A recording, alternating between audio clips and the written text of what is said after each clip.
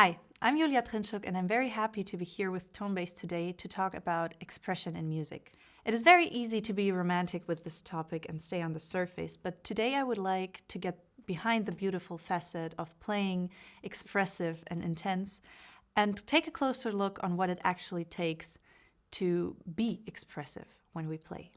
Let me start by saying that in my opinion, each art needs the following three things. First, experience. Not only in music, but also in life, in emotions, and in general. Second, consciousness. You cannot create a deep piece of art if you're not conscious about what you're doing, and you're just staying on the surface. And third, education. Not only technical, in order to get precision and mastery, but also considering the background of the source of this art. This is the education that gives you the ability to understand the musical language as a mother language. Now I would like to get deeper into the meaning of art. Now, if you look up the word art, it might always be explained in different ways, but it always comes down to expressing yourself. And to be able to express yourself, you first need to be able to be yourself and be authentic. And in order to be yourself and be authentic, you need to be relaxed. If you're not relaxed, all the beauty disappears, and the only thing that is transmitted to the viewer or the public, your audience, is tension. So that is why the first thing we need to take care of is for us being relaxed. That means, first of all, we need to find the most relaxing position possible. Now, playing an instrument always comes with some kind of sacrifice of comfort, but we still need to find the most relaxing position possible, which in our case means we have to take care of our right hand not having any kind of stiffness. Our back should not be twisted more than necessary. And we have to watch out for our left hand not to carry the weight of the guitar, even the slightest bit. That being said, now I want to talk about our right hand and how we can use it in order to serve the music. So let's talk about our nails first. The amount of the surface of the nail with which we touch the string has a huge impact on the sound. So if you have contact with the string from two sides of the nail, the sound becomes very sharp since we have a bigger resistance of the string.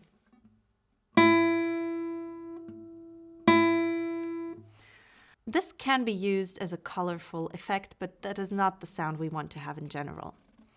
So the longer the contact surface is between the string and the nail, the more round and warm sound can be achieved. I have a little image that I can show you to understand this better. Now, this is a drawing of the nail, and we look at it from this perspective.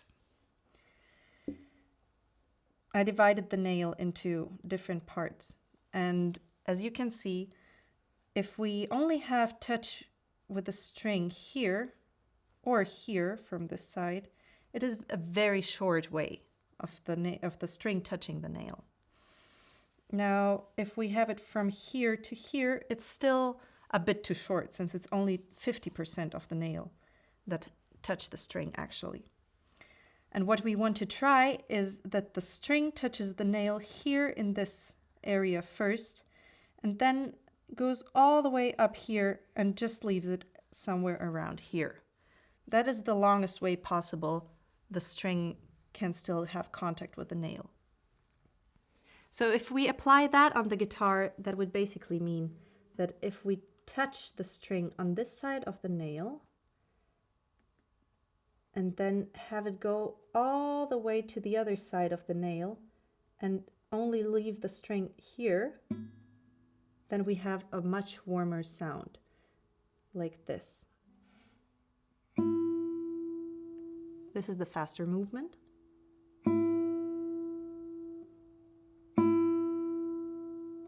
And now I do it again very slow. We go in here, in this area, and leave the string around this area.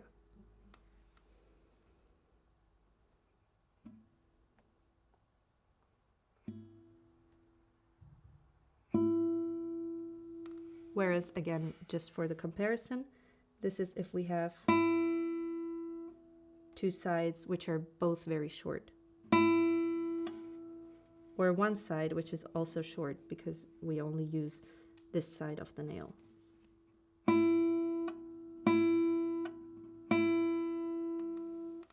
The next thing that affects the intensity of the sound is the speed with which the nail goes through the string.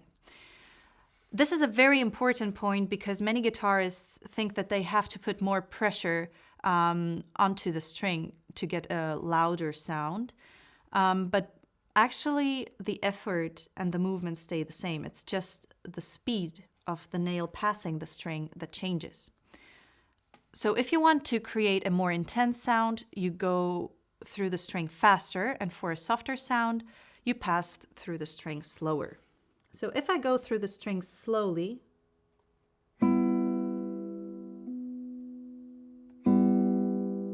you can hear it is a very soft and warm sound,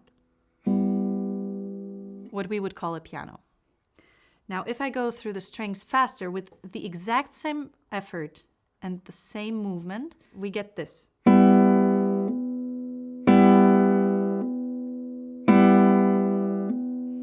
As I said, the effort in the hand is exactly the same.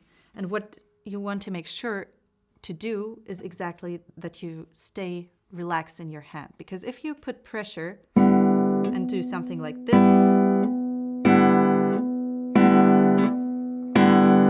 you create a lot of tension in your hand. And this is something you want to avoid. So make sure that you practice slowly and very relaxed, with the nails passing the string slow. And then you start going faster through the string and faster until you achieve the intensity of the sound that you want. The next point is the organization of the right hand.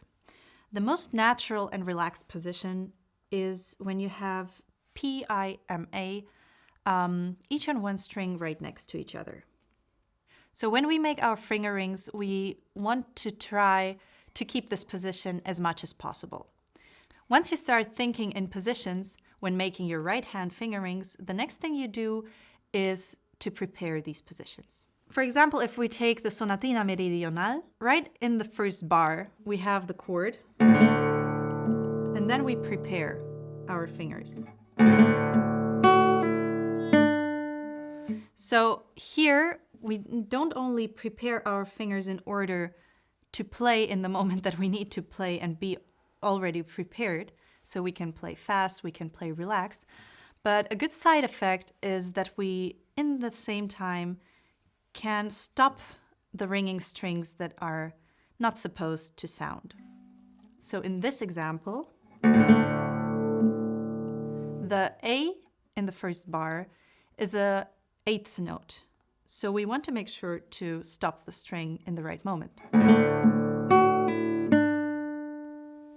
And as we arrive on the D, we stop all the other strings because the chord is a quarter note. So on the third eighth of this bar, we need to stop everything. And what is good here is that for the next bar, we already have the fingers prepared. We had the thumb on the fourth string, the M on the second, and the A on the first.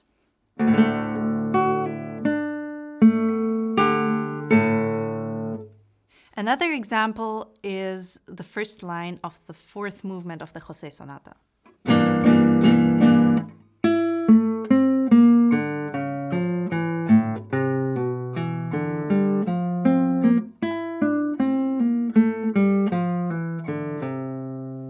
As you can see, here we also prepare the positions of the right hand and at the same time stop the strings that we don't want to sound.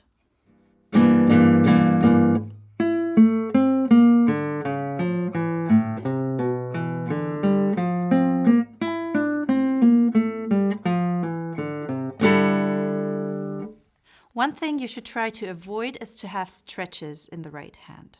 But here there are also differences in the kinds of stretches. Try to make use of the natural anatomy of the hand.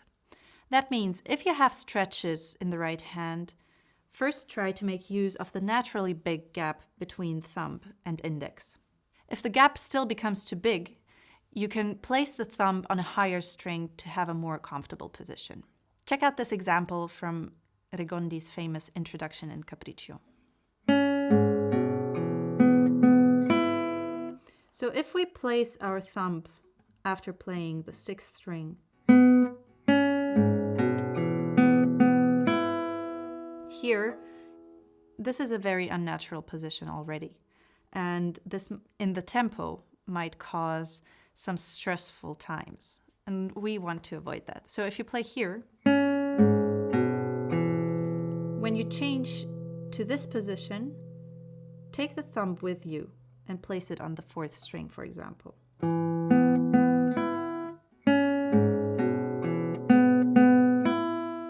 This way you again get into the comfortable position, which is very natural for our hand.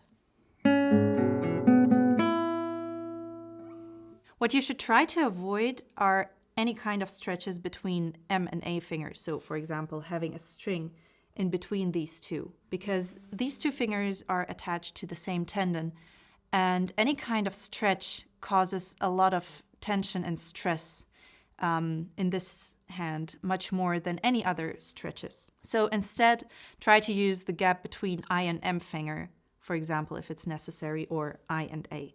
Another spice we can use to play more expressively and intensely is to make use of apoyando. Apoyando is a very helpful tool to underline specific special moments in the music, such as rhythmic aspects, melodic peaks, special harmonic features, etc. Let's, for example, take the Sonatina Meridional. Here in the fifth bar, we have this. Here I make use of the apoyando because, first of all, melodic reasons. First we have a slur, and then we have a high note of the phrase, which I want to make an emphasis on. So that's why I chose to make an apoyando on these two. And repeat it in the same phrase right after. Another thing which is very interesting here is the harmony, because Ponce writes a D in the bass and an E flat on the melody, which is a dissonance. So to have this more clear as well and take the listener's ear to this, I also decided to make an apoyando on the E flat.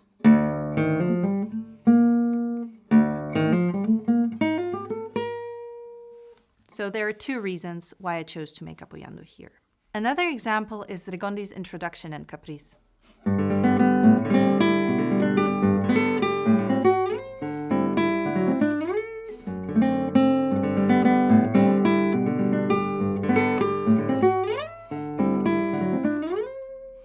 Here I use the apoyando for melodic reasons. I want to separate the melody clearly from the accompaniment. So this is why I put an apoyando on the notes of the melody.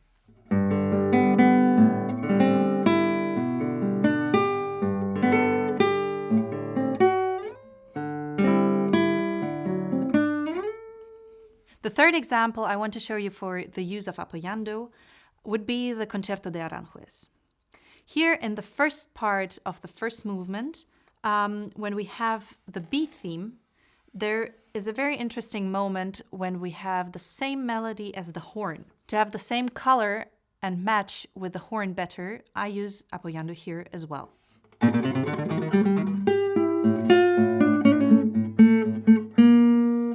Just like with cooking, you don't want to overuse any spice or tool though, because otherwise it not only tastes bad, but also you cannot recognize the original product you're eating. The same goes for the spices in music. Always try to be conscious and aware of what you're doing. Moving on to the left hand, we will also start by talking about a natural and relaxed position. Here we will once again begin with the human anatomy and the unnatural tension between the fingers when we place them parallel to the fretboard. Not only we have a huge and stressful gap between the two fingers which are attached to one tendon, but we in general need to put more pressure, which causes a lot of tension in our hand if we play this way. A more natural position would be the one of the violinists, for example, who have this kind of position. The tension here in the hand is way lower, and it is a very natural position since it's basically just picking up the guitar. Of course, it is impossible to avoid stretches in general or compressions. But if you have those, you want to make sure to have them shortly in your fingering and then go back to a natural position as fast as possible. So it looks like this.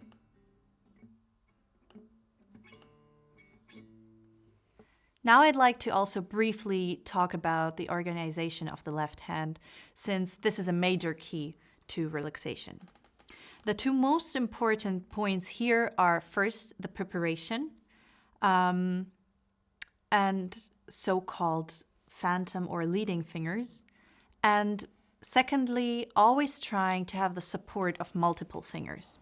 For example, if you make a vibrato, you don't want to have only the fourth finger trying to play a vibrato, since this already creates tension in the hand. What you try is to put all fingers, or as much as possible, to give the small pinky some support.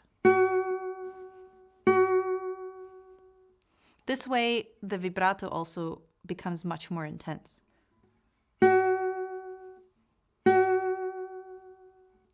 Another example for the preparation is, for example, if you have scaled downward. As you can see, I don't play finger by finger.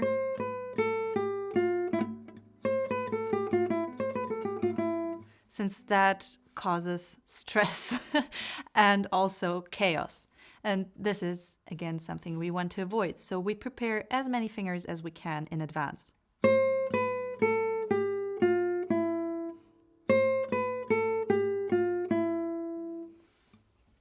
And a good example for a leading finger, we have, for example, in Paganini's Capriccio number 24. Here you can see I'm already preparing the fingers that are going to lead me to the position that I need.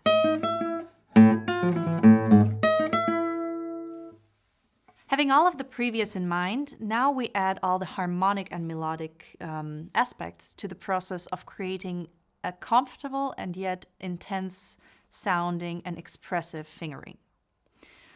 The guitar is not a perfect instrument where you can have all musical aspects at once.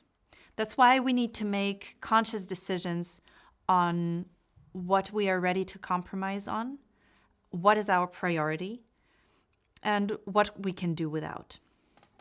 These decisions are very personal, in my opinion, but I'm going to show you two examples of two different passages with different prioritizations. Let's take the Sonatina Meridionale as the first example.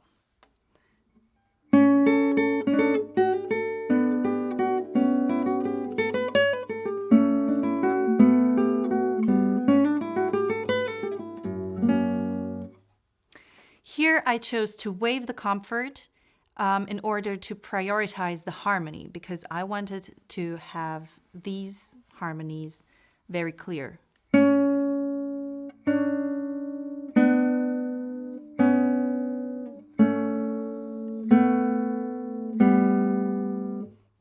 So when I play everything,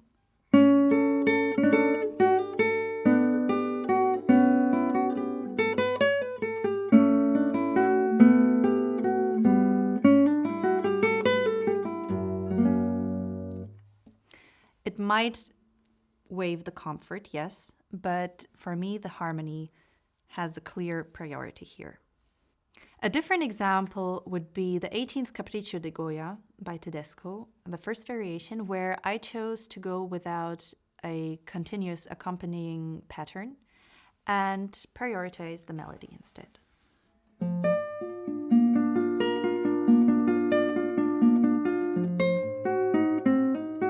Here you can see that I chose to make a slur instead of having the regular accompanying pattern on different strings.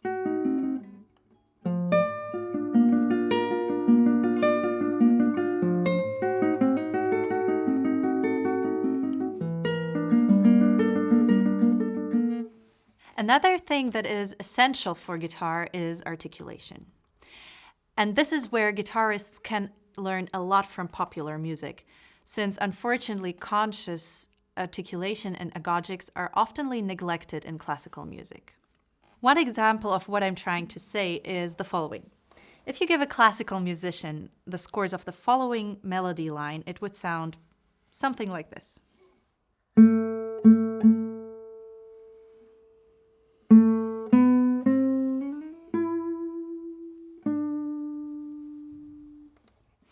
Now, if you add the lyrics and the natural agogics of the singing, it will sound nothing like that anymore. It would more sound like Bésame, bésame mucho. So without the singing.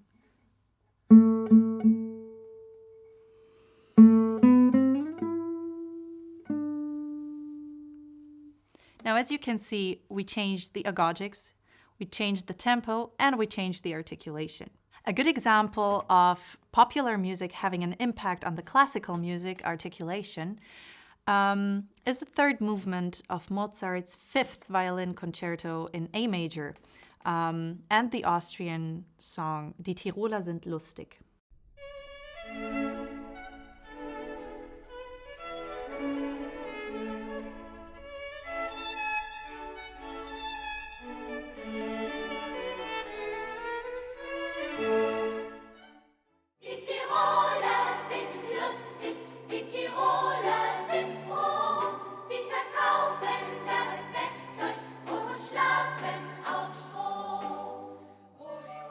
Here you can hear how the articulation of the violin concerto is basically copied from the song. So just sing the melody lines when you're making a fingering and you're making the decision on your agogics and articulation. Now, all of these things seem like small details, but in the end, they are what make the difference between a very clean and simple, but rather boring performance and a very expressive and intense one. Before finishing this video, I would like to add some general thoughts about being expressive and playing intense. Something that gives us a lot of security and freedom and inspiration in the same time is the awareness of the harmonies that we are playing. Like, for example,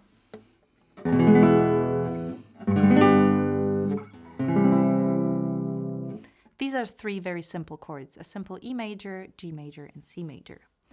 Now, if we want to make it a bit more spicy and add some interesting harmonies, with the exact same chords, we have this.